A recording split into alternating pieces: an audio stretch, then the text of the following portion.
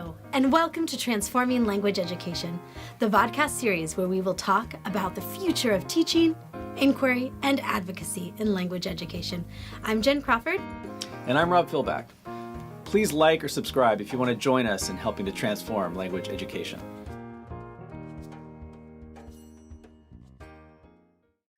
Hello, and welcome to Transforming Language Education. My name is Jen. I'm Rob. And we're here with Eric Yang. Eric is an EdTech and language consultant and founder of the Bilingual Lens, an ecosystem of social media platforms for 100,000 English learners with 7,000 enrolled students. He's also experienced language educator and current doctoral student. Thank you for being here with us today. Thanks for having me again. Eric, we've had such interesting conversations with you already in our first two episodes, and I just, clearly you have an expansive background and a lot of experience that you've drawn on in both your entrepreneurial efforts and now in your research. So you've had this interesting career. You've done so many different things. You've been a curriculum writer, you've been a lecturer, a general manager. You've been an assessment consultant for the ETS in Taiwan and the British Council, and then now, of course, your work as a educational entrepreneur, offering online classes to so many students. So, given this breadth of experience, I'm very curious. Sort of, what are some of the big threads or takeaways that you see now, kind of where we are in this moment, in terms of gaps or needs, or maybe new directions that the field, we really need to think about going forward? Thank you. Well, I think one main takeaway is that different organizations in language education, they all have different interests. So their approach to language education is significantly different, even though they're all teaching English. For example, an organization like the British Council has a cultural aspect, and they don't just focus on test prep, even though they do administer the IELTS. And even the Ministry of Education in Taiwan is essentially an institutional manifestation of power, which passes down norms set by policymakers. So, as an educator, when you look at these organizations, you have to examine their policies, and their policy may or may not align with the interests of the students or teacher. For example, the PISA may be an internationally recognized test, but is using numeracy to assign students so-called value, the best data to use when you're forming these educational policies. So I think the takeaway is that educators must see how these interests are interwoven and be able to navigate this complex web in a way that meets the interests of the students. And I think that involves both deep reflection, but most importantly, as I stressed in the previous interview, listening to the needs and not just thinking about them, and not just listening, but involving students and underrepresented groups in the discussion. So the takeaway is we need to be aware of these hidden interests and some macro forces like neoliberalism working in the background. This is such an important orientation. Can you give an example from your current work, as your current work in educational technology and producing online courses, of how you've been able to do that? Because I think a lot of ourselves as educators and many of the students we work with really struggle in bridging that sort of theory and positionality to their practice and curricular design. So I didn't know if you happen to have either success or challenge or story of challenge of how you've tried to navigate these various forces that are at play with in your students' learning process. Well, first you have to be aware of these forces. I think at a graduate level of research, master's students, they typically focus on how to make a process work efficiently, but they sometimes do not examine the framework in which these methods and approaches are developed. So being well-versed in philosophy background is necessary before you can even to examine these conceptions at their roots. And critical media literacy provides a lens for that. You can examine the status quo, the hidden meanings behind the words, how power is perpetuated through constant reinforcement of these ideals. So a recognition of these concepts and also reflection and again listening to underprivileged groups, underrepresented voices, and involving them in the process allows us to reframe pedagogy or move pedagogy on a path that is more inclusive. And how have you, can you give us an example of how you've made your own online course more inclusive? Well, first of all, it's comes from an experience of teaching for years and understanding student needs. But in the case of my media literacy class, I would invite students to work on the class with me together. What issues are they interested? What issues are they having trouble analyzing? And it goes to the part of the ZPD. They also need somebody to bring them to the next level. And as an educator, with the help of other educator and domain experts, which I invited to my course, we're able to push students and work with them to generate new knowledge. So in my media literacy and news literacy course, I not only serve as a sole instructor, I invited domain experts. And I think one of them worked in the UN before as a climate change expert. Another was an AI investor. And then we looked at different domains of news, examined them with the students, talked with domain experts, and collaborated in generating new knowledge. So it was I used Bloom's taxonomy as a base, as a general framework, but I added social cultural theory and also collaborating with students to generate new knowledge.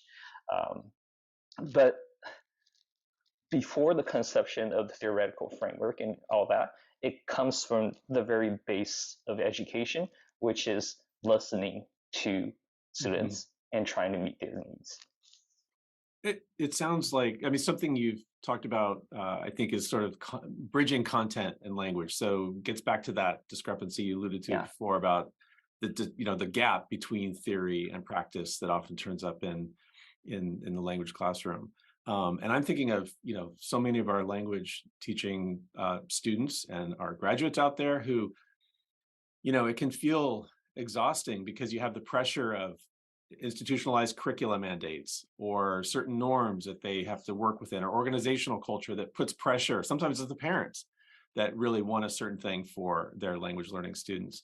So it sounds like you're talking about bringing really interesting content into the mix, having that be kind of a center focus to reshape what we think of language learning. Is that a fair way to characterize what you're talking about in a way, or?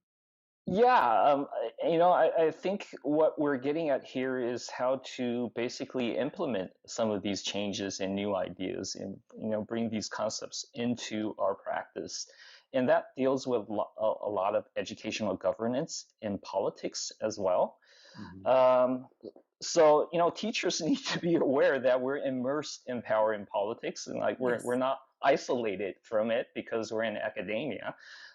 Politics is all around us, and they need to be well versed in micro political strategies to be effective communicators and also leaders.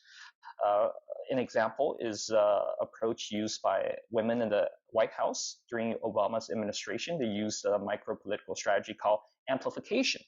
And this is when one woman would speak and before her male colleagues would ignore her, but another female colleague would amplify her message, would recognize her contribution, and they repeat the message. And if this gets amplified enough, then that message gets passed on.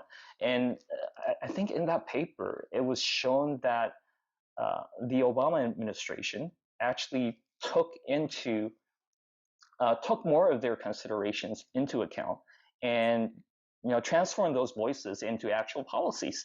So to be effective leaders and to facilitate change, teachers need to be aware of these strategies, and they don't always have to be manipulative.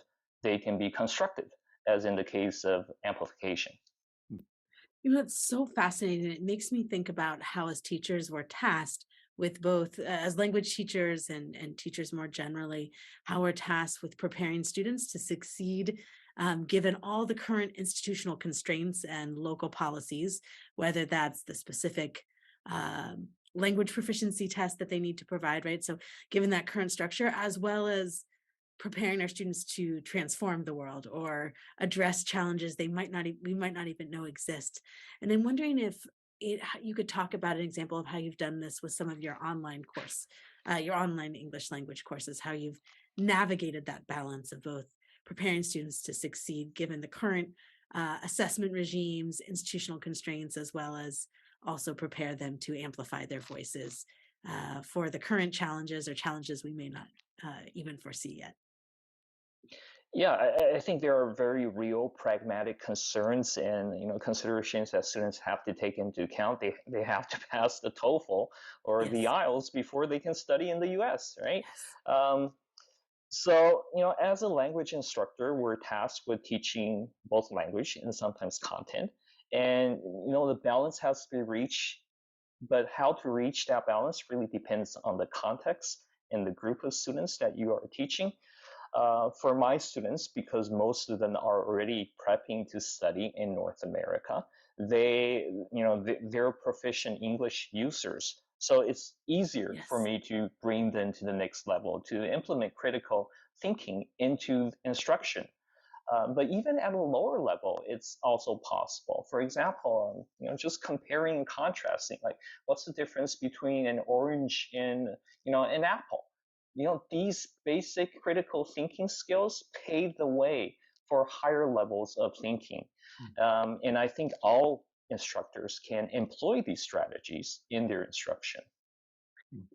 Yeah, and just to follow up with that, I've been so impressed with some of our dual language educators who are working with early elementary students and how they've been able to teach language and even basic literacy by asking questions that that are connected to some of the critical media literacy approaches. Who's included, who's not included, Yeah. how is this similar, how would you feel if you were that principal character, using social issue storybooks, for example, or um, even bringing in more family and community members. These are all ways I think that can be really powerful to do that work with younger learners or students with lower language proficiencies.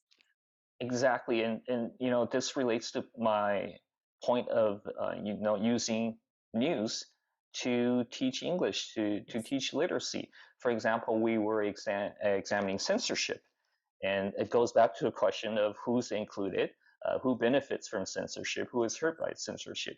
So even just teaching the word censorship, it opens up so many more discussions that allows language learners to basically recycle and redeploy what they've learned, uh, in addition to the new language content and also content knowledge as well.